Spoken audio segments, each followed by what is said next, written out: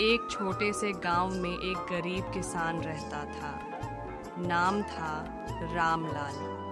उसके पास जमीन कम थी, घर कच्चा था, लेकिन दिल बड़ा और उम्मीदें अनगिनत थीं।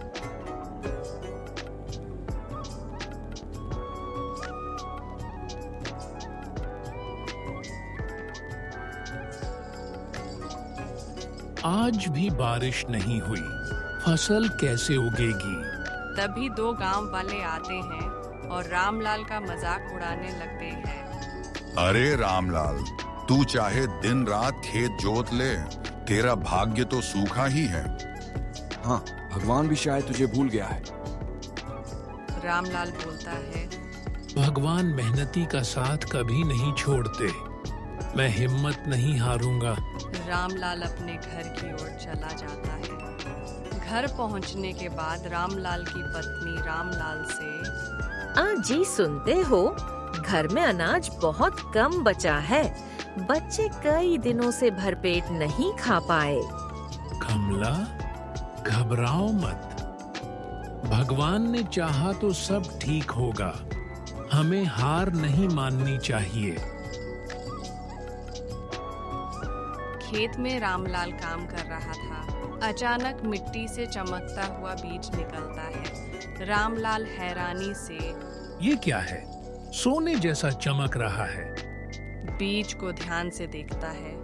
रामलाल मन ही मन सोचता है, शायद भगवान ने इसे भेजा है।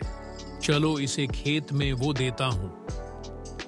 अगले दिन खेत में एक बड़ा सुनहरे फलों वाला पेड़ उग आता है।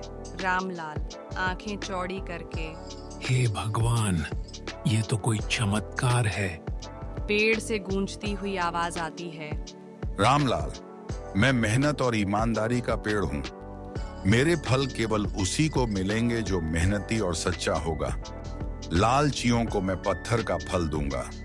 रामलाल हाथ जोड़कर, धन्यवाद पेड़ देवता, मैं आपके आशीर्वाद का सही उपयोग करूंगा।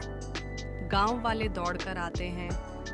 अरे ये फल तो सोने जैसे हैं, जल्दी तोड़ लो। एक आदमी फल तोड़ता है। फल तुरंत पत्थर बन जाता है। सब डर जाते हैं। गांव वाले डर कर, अरे ये क्या हुआ? रामलाल, ये पेड़ मेहनत और ईमानदारी का है। इसे लालच से नहीं पाया जा सकता। गांव वाले जलने लगते हैं। कुछ रामलाल से दुश्मनी रखने लगते हैं। गांव का लालची जमींदार अपनी हवेली में। जमींदार गुस्से से, ये गरीब रामलाल कौन होता है, ऐसे पेड़ का मालिक बनने वाला? ये पेड़ मेरे हवेली में होना चाहिए। जमींदार अपने गुंडों को भेजता है। गुंडे पेड़ काटने की कोशिश करते हैं, लेकिन पेड़ से बिजली जैसी चमक निकलती है और सब भाग जाते हैं। गुंडा डरकर, मालिक, ये पेड़ तो जादुई है, हमसे नहीं कटेगा। जमींदार चौंक जाता है।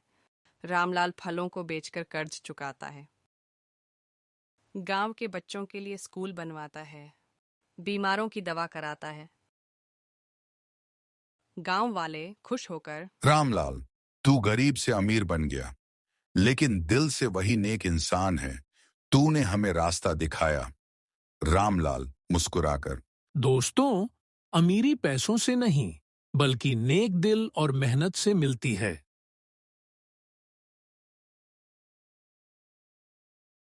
पूरा गांव खुश है।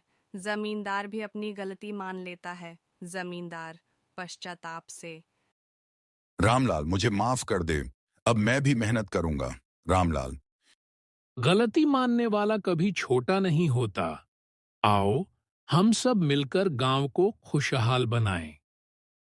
बच्चों, इस कहानी से हमें यही सीख मिलती है कि मेहनत और ईमानदारी से किया गया काम कभी व्यर्थ नहीं जाता। लालच का अंत हमेशा बुरा होता है और सच्चाई का फल सबसे मीठा होता है।